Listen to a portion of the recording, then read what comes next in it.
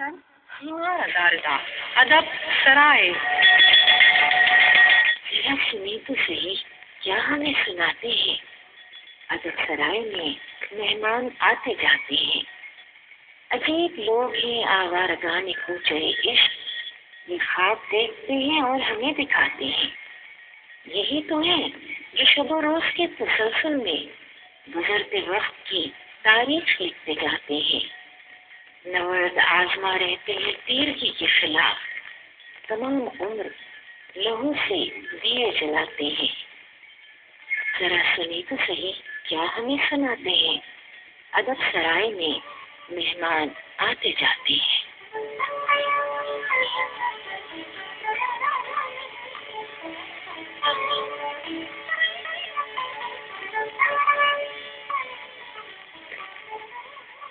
अदब सराय के एक नए प्रोग्राम के साथ मेजबान खालिद मोइन हाजिर है। तमाम सुनने वालों को आदाब कहता है। आज अदब सराय में हम आपकी मुलाकात कराएंगे एक मारूफ सीनियर लिखने वाले जो अदीब भी हैं, शायर भी हैं। उन्होंने हाइको के हवाले से खासा काम भी किया है। इसके अलावा एक मारूफ शायरा की गज़ल आपको सुनवाएंगे, इसके साथ एक मुशायरे से इक़्तिबास आपको सुनवाएंगे। तो रंगारंग एक प्रोग्राम है ये। एक हमने आखिरी प्रोग्राम में हमने एक बात की थी कि अदब का जो भी सिलसिला है वो नए लोगों की आमद से रवां दवा रहता है, लेकिन साथ साथ ये भी है कि जो हमारे सीनियर लिखने वाले हैं, ऐसे लिखने वाले जिन्होंने अपना एक तवील उम्र के बाद एतबार बनाया होता है अपनी तख्लीकी शख्सियत के हवाले से, अपनी तख्लीकात के हवाले से, उनकी मौजूदगी भी अदब में बेहद ज़रूरी होती है। हम देख रहे हैं कि बहुत तेज़ी के साथ अदब की कहकशां से ऐसे चिराग बुझते चले जा रहे हैं जिन्होंने एक तवील उम्र तक अपनी रोशनी और अपनी तख्लीकात से अदब की कहकशां को, अदब की दुनिया को मुनव्वर रखा है। इधर देखें तो कमर जमील साहब चले गए, उसके बाद रज़ी अख्तर शौक़ साहब चले गए, अज़ीज़ अहमद मदनी साहब गए। उसके अलावा हम देख रहे हैं कि बहुत तेज़ी के साथ हमारे ऐसे सीनियर लिखने वाले जिनका शायद उतना नाम ना हो, लेकिन उन्होंने अपनी सताफत काम ज़रूर किया है। और अदब में ये जो एक लंबी सांस के साथ काम होता है और नमूदो नुमाइश से हटकर काम होता है, इसकी बड़ी अहमियत होती है। इदारे अपनी जगह काम करते हैं, लेकिन हम देखते हैं बाद वक्त फर्क जो है वो इदारे की तरह काम कर रहा होता है और एक वक्ती हंगामा आराई से हटकर, महफिल आराई से हटकर बहुत संजीदगी के साथ अपना लहू लगाकर तख्लीकात में अपनी ज़िंदगी बसर करता है। और बसौक़ात लगता है कि शायद पूरी ज़िंदगी गुजार के भी हमने उनका उतना हक अदा नहीं किया जितना उनका हक अदा होना चाहिए। तो ऐसे तमाम हमारे सीरियल लिखने वाले जो अभी हमारे दरमियान मौजूद हैं, हमें उनकी पहले से ज़्यादा कदर करनी चाहिए। जमाल सानी साहब ने लिखा था कि चिराग बुझते चले जा रहे हैं सिलसिलावार, मैं खुद को देख रहा हूँ फसाना होते हुए। तो ये जो फसाना होते हुए देखने का अमल है वो हम इस अहद में जो नौजवान शोरा हैं वो देख रहे हैं कि हमारे सामने कैसे कैसे नामवर शोरा और कैसे कैसे नामवर अदीब बहुत तेजी के साथ गुजर रहे हैं। और जो नासिर काज़मी ने कहा था कि दाइम आबाद रहेगी दुनिया, हम न होंगे कोई हमसा होगा, ये बड़ी खुशउम्मीदी की बात की थी। लेकिन ना तो फिर हमें नासिर काज़मी जैसे शोरा नजर आए, ना हमें मदनी जैसे शोरा और नाक़िदीन नजर आए, ना रज़ी अख्तर शौक़ साहब जैसे शायर नजर आए। तो ये है कि जो कारवां गुजर रहा है, जो गुजर चुका है, उनके काम अगर मौजूद है तो उसको हमें पढ़ना चाहिए, उसको समझना चाहिए, उसकी कदर करना चाहिए। इसके साथ जो काम हमारे दरमियान लोग रहकर खामोशी के साथ कर रहे हैं उसकी तरफ भी हमें तवज्जो देनी चाहिए। हमारे आज के मेहमान भी एक ऐसे ही सीनियर अदीब, शायर और मुहक़्क़िक़ और सहाफ़ी हैं जो बहुत खामोशी के साथ बहुत तवील अरसे से मुख्तलिफ अदब की जिहाद में और सहाफ़त में मुस्तकिल मिजाजी के साथ काम कर रहे हैं। उनकी शख्सियत में कोई उस तरह की नामो नमूद का एक मामला नहीं है, लेकिन अगर आप उनका काम देखेंगे तो आपको बहुत खुशी होगी कि उन्होंने वाकई एक फर्द होते हुए एक इदारे की तरह काम किया है। बहुत सारे कामों के अलावा जहाँ उन्होंने तर्जुमे किए हैं, जहाँ उन्होंने बच्चों की कहानियों के तर्जुमे किए हैं और शायरी की है, बहुत अच्छी तनकीदी मज़ामीन लिखे हैं। उसके अलावा उनका एक खास काम हाइको के हवाले से है। उन्होंने हाइको का पहला एक रिसाला निकाला हाइको इंटरनेशनल के नाम से। हाइको इंटरनेशनल ने हाइको की तरक्की और तरवीज में खासा अहम किरदार अदा किया। हाइको इंटरनेशनल के हवाले से हम उनसे बात करेंगे, उनकी शायरी के हवाले से बात करेंगे, सहाफत के हवाले से बात करेंगे। तो मैं खुशामदीद कहता हूँ सोहेल अहमद सिद्दीकी साहब को कि आज वो हमारे साथ मौजूद हैं और हम उनसे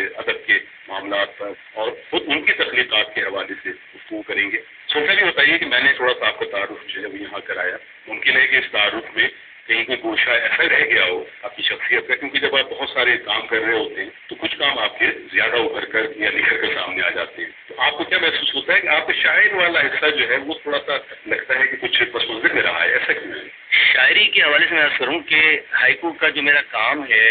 اس میں میں اتنا مگن رہا، شاید میں مدہوش اتنا رہا کہ میں نے نظم و غزل کے معاملے میں بہت کم آزمائی کی، اور ایک طویل عرصہ ایسا گزرا کہ میں اپنے کلام کو اس لائق نہیں سمجھتا تھا کہ اسے شائع کرایا جائے یا کسی شعری محفل میں مشاعرے میں پڑھا جائے۔ آپ کو اور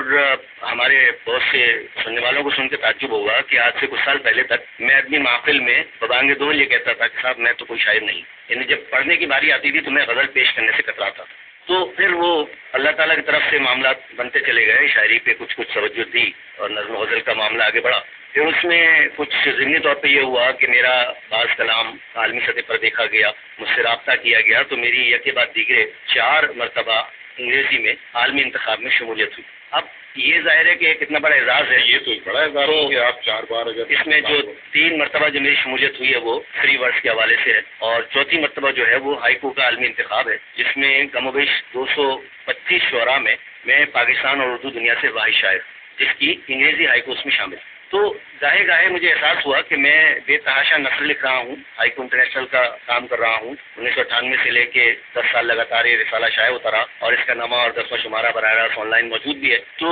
ساتھ ساتھ میں نے تراجم کیے، اور میں یہاں سے عرض کر دوں کہ میں نے ادب میں جب آغاز کیا تو میں نے فرینچ زبان سے براہ راست تراجم کیے تھے، اور فرینچ زبان سے براہ راست تراجم کرنے والے اردو میں بہت کم ہیں، آپ جانتے ہوں گے۔ پھر میرے معاملات، میرے مسائل کہ میں اس پر زیادہ کام نہیں کر سکا۔ اسی طرح میں نے فارسی سے مقالے ترجمہ کیے براہ راست، کہ جب میں تبادلات لکھنے پر آیا تو میں نے افسانے لکھے، اور افسانے بہت گیپ سے لکھے۔ پھر تنقیدی مضامین کی طرف آیا تو ادیب سہیل اور شہزاد منظر صاحبان وہ ہیں جن کی کتابوں پہ، ان کی ہدایت پہ میں نے لکھنے کی جسارت کی، اور پھر ایک معاملہ چل پڑا، ایک سلسلہ چل پڑا، تو آج بھی الحمدللہ 400 سے زائد تحریریں ہیں جن میں بڑا حصہ نثر کا ہے، شاعری کا محدود ہے۔ ایسا کیوں ہوتا ہے کہ ایک ہم دیکھتے ہیں کہ ہمارے عہد میں جو جدید عہد ہے اس میں اب عام طور پر لکھنے والا جو ہے وہ یک رخا نظر آتا ہے، اگر شاعر ہے تو وہ صرف شاعری ہی میں ماہر ہے، اور اگر افسانہ نگار ہے تو صرف افسانہ ہی لکھ رہا ہے، اور اگر ناقد ہے تو صرف، یعنی ہمارے یہاں اس طرح کا یہ جو ایک ہم جہتی صورتحال ہے جیسے کہ آپ کے نظر آتی ہے یا اور سینئرس کی نظر آتی ہے، آپ کو یہ خلا محسوس ہوتا ہے کہ نئے لکھنے والے اس طرح ہم جہتی اور ہم صفتی والی صورتحال نہیں رکھتے؟ اصل میں عرض کروں کہ اس بحث کو اگر مختصر بیان کیا جائے تو میں بہت سال پہلے میں ایک بات کہا کرتا تھا، وہ میں دہراتا ہوں، ہمارے معاشرے کا المیہ یہ ہے کہ تعلیم عام ہو گئی،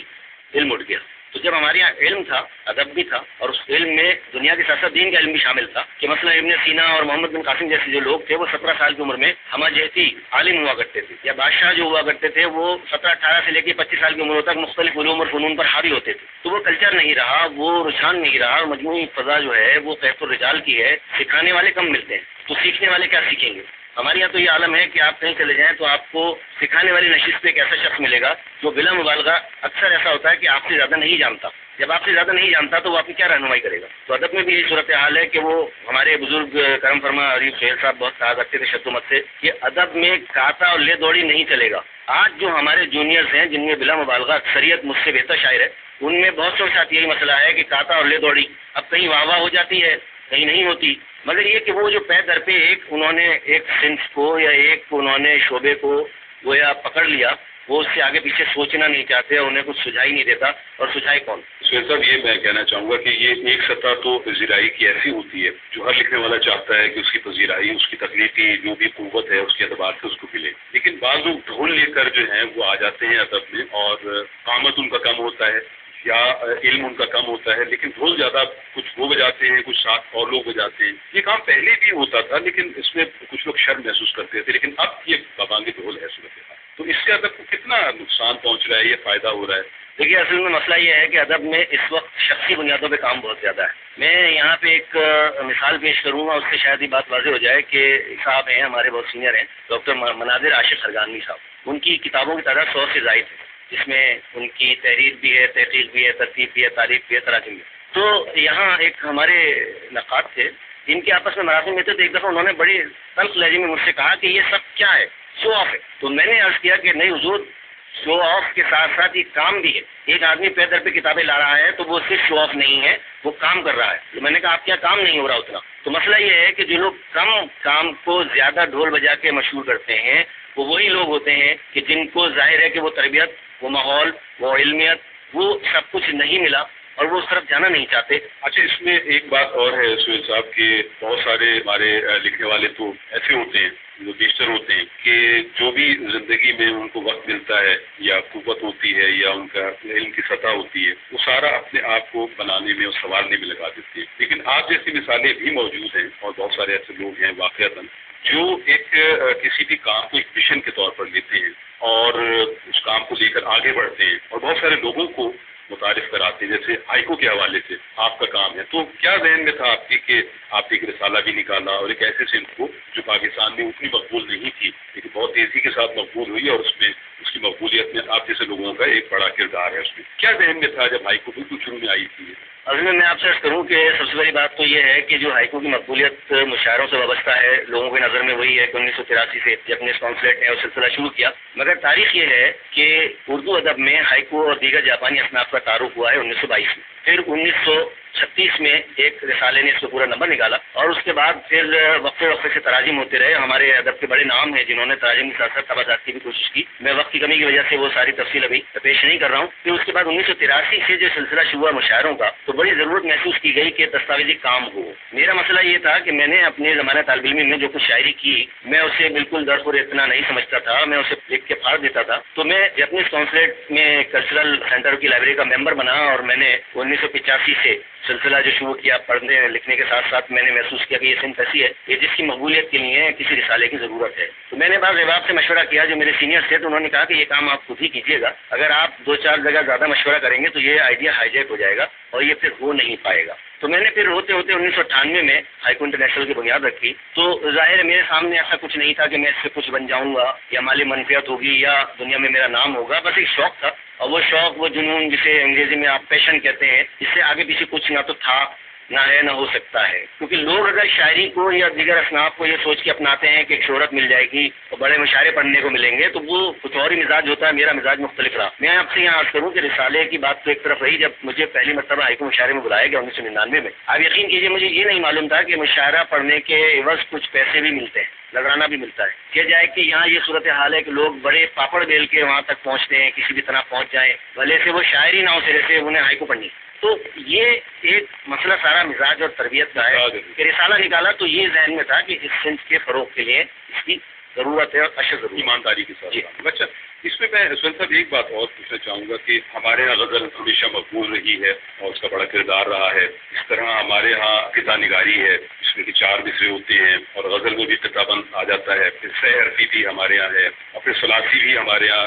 حمایت علی شاعر صاحب نے متعارف کرائی، ماہیے اور ٹپی بھی موجود ہے یہاں پر۔ تو یہ جو اصناف ہمارے یہاں اپنی موجود تھی اس کے ہوتے ہوئے آپ کو اس وقت کیسا لگ رہا تھا کہ ہائیکو جو ہے وہ ایک 3 مصروں کی نظم کے طور پر، اور اس کے موضوع پر بھی ہم تھوڑا سا بات کریں گے کہ وہ فطرت نگاری اور نیچر نگاری کے حوالے سے متعارف ہوئی تھی اور پھر اس کے اوزان کے حوالے سے بتائیے گا کہ 5-7-5 اگر وہ مقرر کیا گیا اس سے کوئی فائدہ ہوا، لیکن بنیادی بات یہ ہے کہ آپ کو لگتا تھا کہ اس کی ضرورت ہے اس صنف کی؟ میں عرض کروں کہ جب میں نے رسالے کا آغاز کیا تو مجھے بھرپور پذیرائی اور بھرپور مخالفت دونوں کا سامنا کرنا پڑا اور اس میں ہمارے سینئر سے پیشکش تو مختصر یہ ہے کہ کسی صنف کی مماثل اصناف کے ہوتے ہوئے اس کی ضرورت، یہ ایک طویل بحث ہے۔ ماہیہ کے حوالے سے میں عرض کروں کہ ماہیہ کا جو عروج و ارتقاء ہے وہ ہائیکو کے بعد ہوا ہے اور وہ ہائیکو کی ضد میں ہوا ہے کہ جناب ہمارے یہاں تو مقامی طور پر صنف موجود ہے، پنجابی موجود ہے، ہم کیوں اسے اپناتے نہیں؟ اچھا، میں یہاں پہ عرض کر دوں کہ ماہیہ کے حوالے سے بھی میرا کچھ کام ہے جو بہت سارے لوگ نہیں جانتے ہوں گے۔ ماہیہ کے حوالے سے میں نے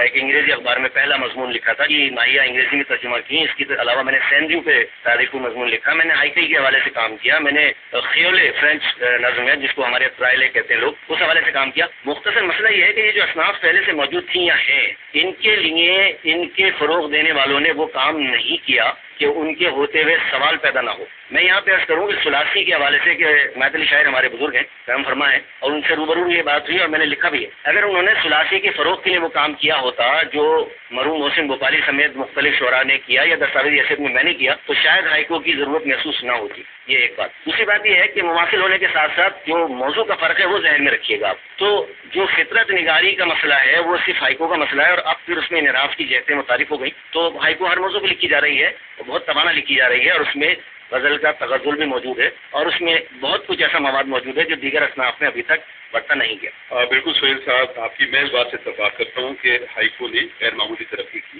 اور کیونکہ ہمارے غزل کے مزاج سے وہ قریب تھی یا شاید اور اصناف سے بھی قریب تھی، تو اس میں بالکل ایسا ہوا ہے کہ لگتا ہے کہ جیسے ہم نے اس میں ایک ایسی پیون کاری کر لی ہے جس میں کہ موضوعات یا اس کا جو ٹریٹمنٹ ہے وہ ہم نے اپنا لیا اور اس سمت کو اس کے اندر کر کے ایک اچھی صورتحال موجود ہوئی۔ کتابیں بھی آئی ہیں لوگوں کی، آپ نے رسالہ بھی نکالا ہے 50 سے زائد مجموعہ کلام اردو۔ بالکل، تو اب میں یہاں آپ کی ہی ہائیکو جو ہے تو پڑھتا ہوں اور پھر میں آپ سے بھی فرمائش کروں گا کہ کچھ ہائیکو آپ کی پسند کی آپ ہمیں سنائیے۔ سہیل صاحب کی ہائیکو ہے اور ان کا مجموعہ ہے ہائیکو کا کچھ کن ہے پتجھڑ۔ یہ مجموعہ ہے سہیل صاحب کی ہائیکوز کا۔ کوہرے کی چادر سورج بھی شرماتا ہے، کیسا ہے منظر۔ ایک اور ہائیکو ہے، پھر ایک بار ملا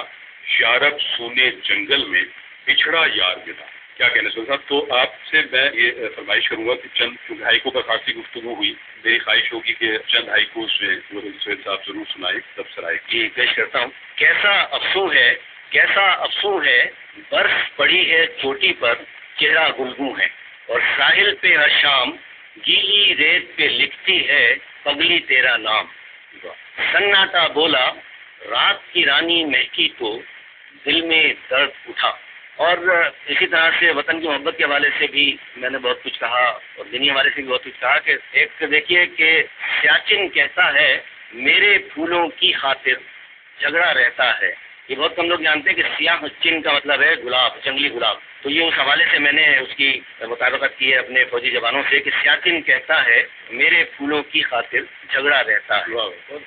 اچھا سہیل صاحب، ہائیکو پر تو خاصی بات ہو گئی ہے اور مزید بھی ہوگی، لیکن میں چاہتا ہوں کہ آپ کا وہ شاعر بھی سامنے آئے جو ہائیکو سے ہٹ کر بھی آپ نے مجھے بہت ساری غزلیں اور نظمیں کہی ہیں، تو میری خواہش ہوگی کہ اگر آپ ایک تازہ غزل اپنی عنایت کریں۔ جی ضرور۔ ایک طرح مشاعرہ ہوا تھا عزیز حامد مدنی مرحوم کے حوالے سے، اور ایک مصرع طرح ان کا سنا گیا تھا کہ کل صبح تھی اس دشت میں اب شام کہیں ہو، اور دوسرا مصرع تھا کہ اس دشت نوردی کبھی انجام کہیں ہو۔ کیا تو مجھے یہ اعزاز حاصل ہوا کہ میں نے یہ ایک غزل کوشش کی تھی ان کی طرف سے لکھنے کی، وہ پیش کرتا ہوں کہ دنیائے جنوں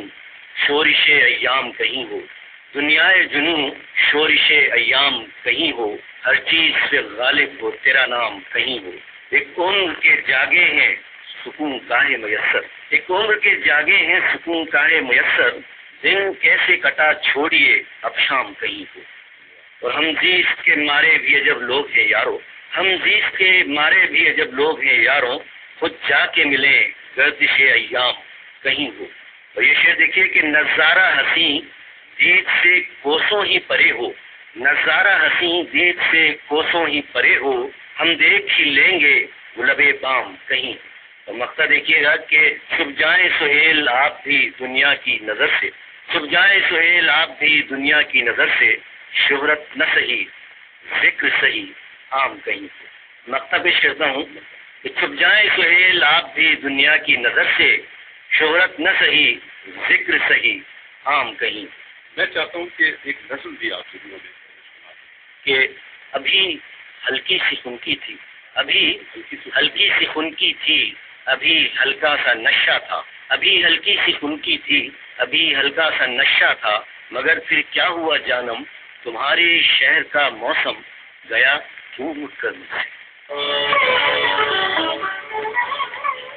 تو ادب سرائے میں سہیل احمد صدیقی صاحب سے ہم گفتگو کر رہے تھے اور ان کی گفتگو سے کئی در کھلے۔ سیاچن کے بارے میں انہوں نے بتایا کہ یہ سیاہ گلاب ہوتا ہے، اور ادب کے عمومی رویوں کے حوالے سے بھی ہماری گفتگو رہی سہیل صاحب سے، اور بالخصوص ہم نے ہائیکو کے حوالے سے، ہائیکو کی تاریخ کے حوالے سے بھی بات ہوئی، پاکستان میں اس کے فروغ کے حوالے سے بھی بات ہوئی، کیونکہ جہاد جو ہے فنی اور شخصی خاصی ہیں، کہ ہم نے کوشش کی کہ کوزے کو دریا کو کوزے میں کسی حد تک سمیٹا جا سکے۔ سہیل صاحب آپ کی آمد کا بہت شکریہ، بہت عنایت۔ ادب سرائے میں ہم آپ کو تازہ غزلیں بھی پیش کرتے ہیں، ایسی غزلیں بھی پیش کرتے ہیں، ایسی نظمیں بھی پیش کرتے ہیں جو ہمارے بالکل نئے لکھنے والے لکھتے ہیں، اور ان کے ان امکانات کے حوالے سے ہم آپ تک پہنچاتے ہیں ان کی تازہ ترین تخلیقات، اور سینئر اور ہم اثر شعراء اور شاعرات کی چیزیں بھی ہم آپ کو گاہے گاہے سناتے رہتے ہیں۔ اب ہم آپ کو سنوائیں گے ایک معروف شاعرہ سحر علی کا کلام۔ سحر علی نئی لکھنے والی ہیں اور بہت اچھا لکھتی ہیں۔ وہ طوفان ہے چاروں اور کہ مت پوچھو، شاخیں جہاں اتنی کمزور کہ مت پوچھو، اور میرے اندر سہمی سہمی خاموشی، میرے اندر سہمی سہمی خاموشی، میرے باہر اتنا